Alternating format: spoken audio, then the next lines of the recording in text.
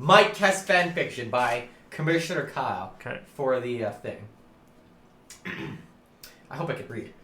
Mike lay slumped over his desk, softly snoring over his keyboard and used tissues. The room was dead quiet in the midnight.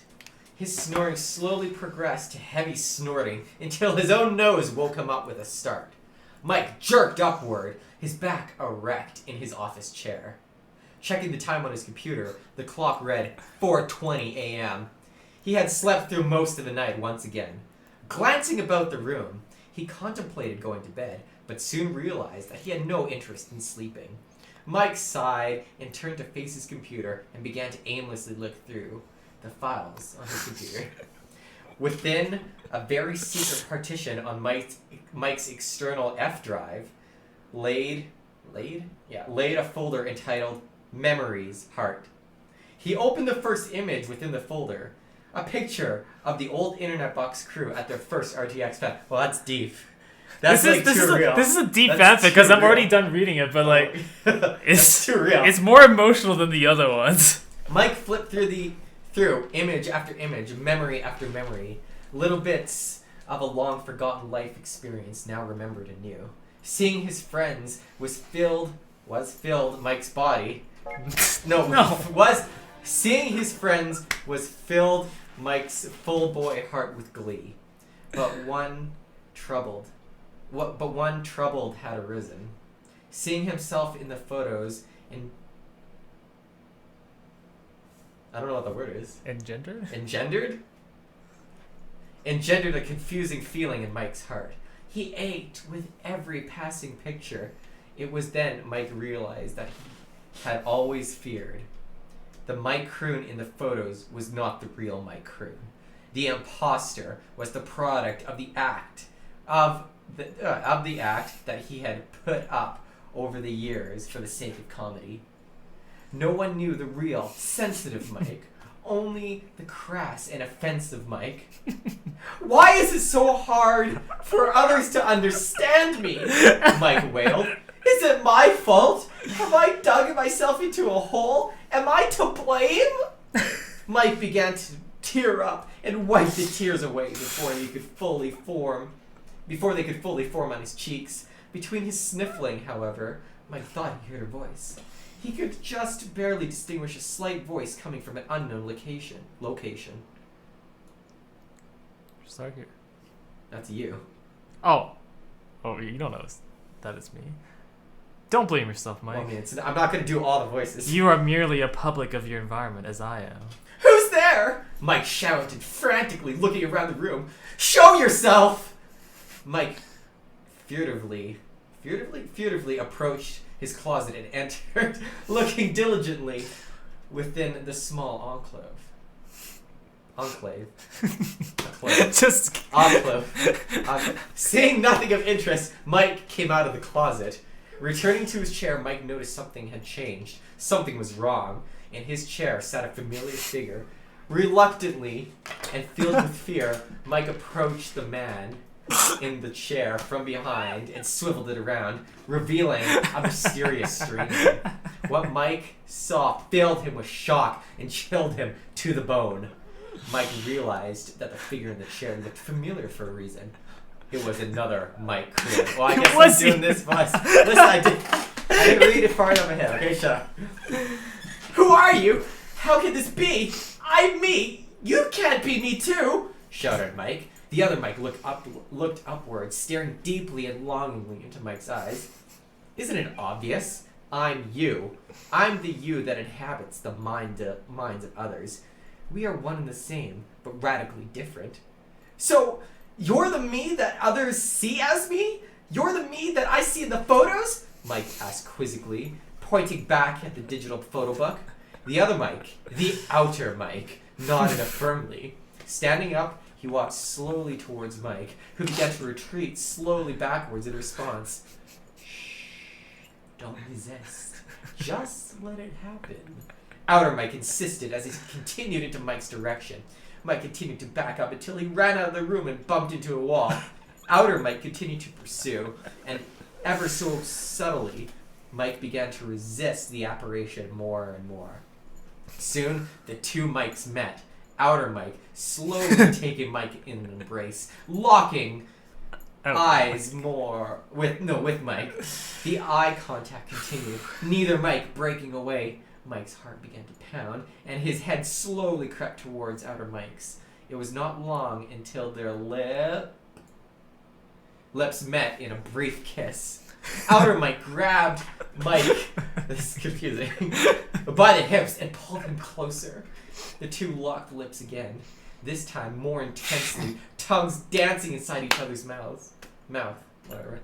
The exchange of saliva lasted for a few passion-filled moments until Outer Mike unhinged himself from Mike and once again stared deeply into Mike's heart. Nodding towards Mike's bed, sitting in the corner of the room, Outer Mike, wearing a face of almost fatherly adoration, spoke. Come now, be one with me, Mike. Mike couldn't help but slowly nod his head in agreement as the two, in tandem, walked to the bed. Blood rushed to Mike's cheeks as he blushed. By the time he reached the bed, blood began to rush to Mike's other head as well. Outer Mike, now wearing an air of dominant confidence, grabbed Mike strongly yet lovingly and threw Mike onto the bed. Outer Mike looked down at Mike's now tight pants, noticing the obvious erection underneath the cloth. He grabbed the pants by the waist and slowly pulled them down. As they passed over Mike's hips, his throbbing cock flopped out. I mean, if it was a throbbing cock, it wouldn't really flop out with it. Just, flopped out like a fish flinging itself out of water. That's a sight. See, it's funny because I can imagine that because I know what my dick looks like erect. Like a dead fish? No. Beating a dead fish sort of thing? Fuck, where was I? As they passed... No, wait. Right here. Like, right here. As they passed over Mike's... No. I'm so lost! Fish flinging himself out of water. Outer Mike examined Mike's stiff member. Satisfied, he went in for the kill, like a starved lion. Outer Mike hastily stuffed Mike's penis into his mouth. He bobbed up and down on Mike's cock, sucking and slurping loudly. Mike let out a soft moan as he was overwhelmed with pleasure. As Outer Mike continued to inhale Mike's dick, making even louder noises as he gulped down spit and pre-cum. It was not long until Mike saw the end of the tunnel. He was nearing his limit. His loins began to quiver and he let out a loud groan. I'm coming! At that instant, Mike released his seed, pouring ceaselessly into Outer Mike's mouth, gulping down every last drop and draining his cock of semen. Outer Mike released Mike's cock from his maw. This is long. Standing up from the bed, Outer Mike grabbed Mike and turned him around, planting his head on the mattress. Now it's my turn. Outer Mike said, smiling wryly, grabbing the bottle of Vaseline that Mike had laying on his bedside tabletop. He too stripped his pants, leaving both of them with nothing to cover their batons. Outer Mike grabbed his own cock, now hard from the radical blowjob that he had just given, lubed up his dick. Situating himself to straddle Mike, Outer Mike prepared for insertion. Then, without a moment's notice, he plunged his schlong into Mike's sphincter. He started out slow, gradually going deeper and deeper, back and forth. Astral Mike is the bottom. In and out of Mike's asshole, he sped up. The sound of Outer Mike's waist slapping against Mike's rear became louder and louder. Mike began to yell. He had plenty of experience with anal sex, but nothing like the display of lust and energy. Like this display of lust and energy. It hurt a lot, but Mike knew he couldn't stop. Outer Mike began grunting and moaning, his pleasure slowly being fulfilled. Soon, he too was at his limit. Mike, I'm coming! Outer Mike yelled. Mike knew what he had to do and moaned, yes! Do it! Come inside! Come inside my dirty little asshole! Make you my bitch! No. Treat me... What? Oh, make me your little bitch! Treat me like the little cum dumpster I am! As if in response to his plea, Outer Mike came with great force. He ejaculated, flooding Mike's colon. As Outer Mike pulled out, the white fluid dripped from Mike's anus. The deed was done. Outer Mike, still behind Mike, leaned in and softly whispered to Mike, "Congratulations." It's plunged, not punched. I did say plunged. Mike woke up, his head leaning downward over his waist, his vision still blurred from the drowsiness. It was all a dream, and a strange one at that. Ugh. For such a totally straight boy like Mike. As his vision cleared, Mike felt something strange on his face. At that moment, a glob of white goo dripped from his face. It was then that Mike noticed that his face was directly over his groin, with a left hand wrapped around his dick.